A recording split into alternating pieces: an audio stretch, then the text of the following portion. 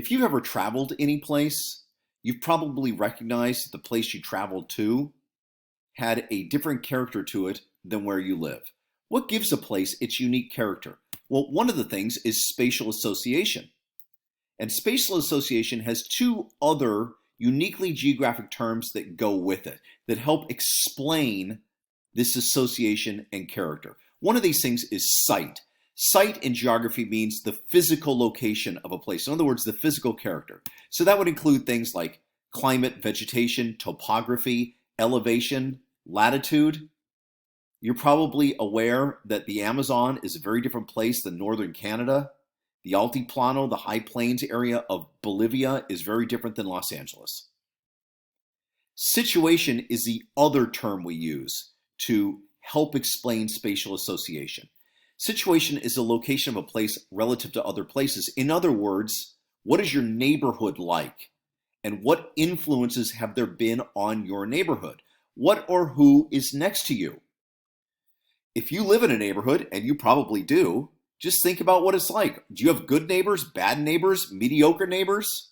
Does your neighbor wake up in the middle of the night every night and blast their music? Are they quiet?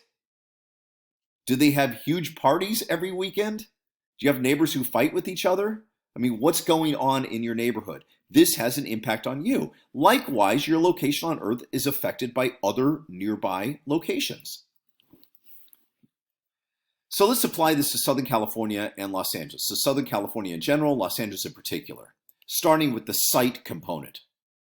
Southern California has what's known as a Mediterranean climate. That is a warm, dry summer, cool, moist winter climate. You might think that every place has a similar climate. Let me tell you something. Most places on Earth actually get the majority of the precipitation during the warm months, not during the cold months. But in Southern California, the majority of our precipitation comes during the cold months, and during the warm months, it tends to be dry. If you look on the left-hand side, you can see this is Southern California. The natural vegetation in Southern California is what we call chaparral. And if you look on the right-hand side, you can see that's Spain. If you take that castle out of it, don't tell me that landscape does not look like California. It looks just like it because Spain also has a Mediterranean climate. It's just that the vegetation there they call maquis vegetation. And this type of vegetation, this Mediterranean vegetation, includes things like oaks, sagebrush, manzanita, lilacs, buckwheat, sages, things like that, mostly low-lying plants.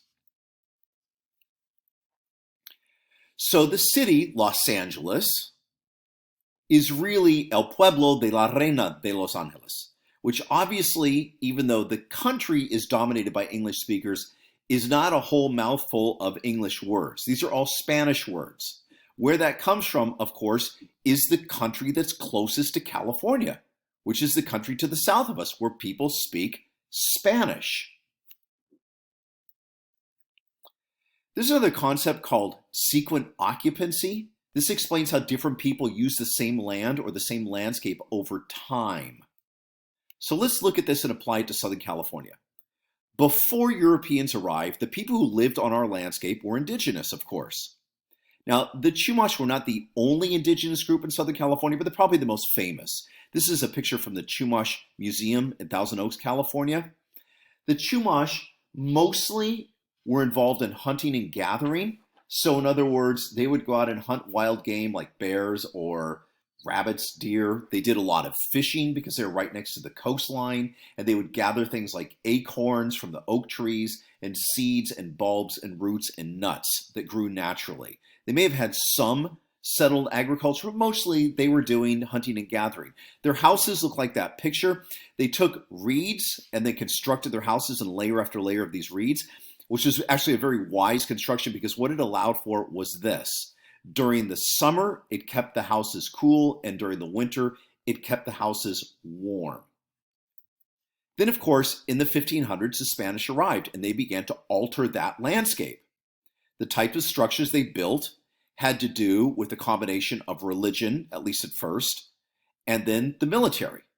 And so the mission system, which was Catholic churches, and the presidio system, which is forts, was constructed all along the coastline in California. You can see in the picture on the right-hand side is the remnants of San Juan Capistrano, which is a mission. Now, what those missions did was they used cattle and imported crops and grew them and grazed the cattle around the missions.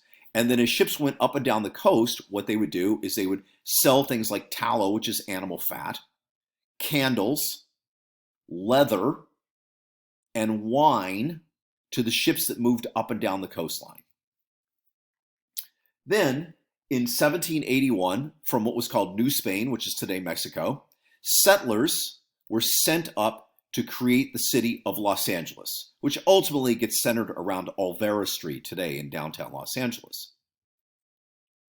There's a plaque right off of Olvera Street. If you're ever there, take a look at the plaque. And it talks about Los Pobladores, which were the settlers who were sent up. And these people have not only their names listed there, but their ethnicity, or race if you want to call it that, listed on that plaque. I'm going to read you a number of them. So just listen to this. This is their ethnicity. These are the people who founded the city of Los Angeles. Mulatto, mulatta, Español, India, negro, mulatta, mulatto, mulatta, negro, mestizo, mulatta, indio, India, negro, mulatta, mulatta, India, indio, India, Español, India. What that's telling you right from the very beginning, probably something you did not know, is that Los Angeles, from its founding, was an ethnically diverse landscape.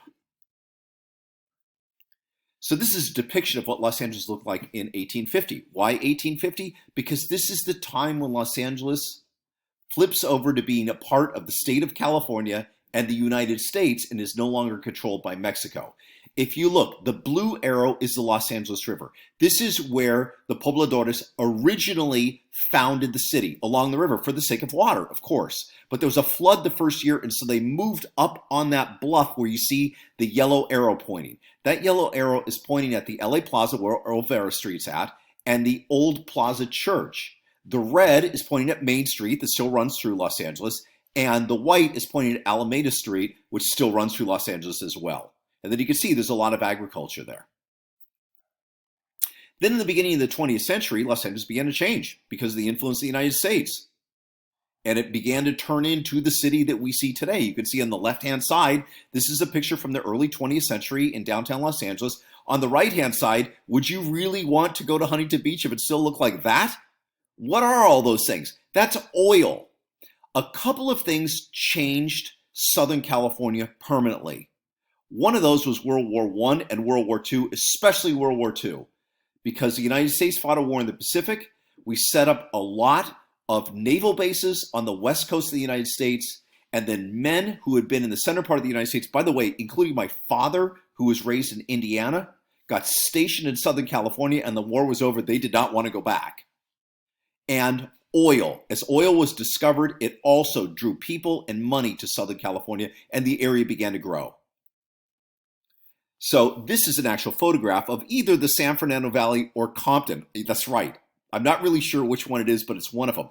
But notice this part. Notice that the entire Southern California is all agriculture except for this area right over in here. The rest of the area is all farmland. Los Angeles County is one of the most productive agricultural areas in the country at one point because the landscape is flat, it has an excellent climate for growing crops, there were water resources, and it has good soil.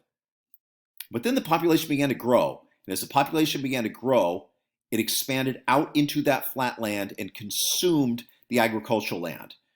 This is one of the community gardens in Torrance. And you can see this is all the agricultural land that's left in Torrance. It's just along the high tension wires. But the entire area at one point was all agricultural land.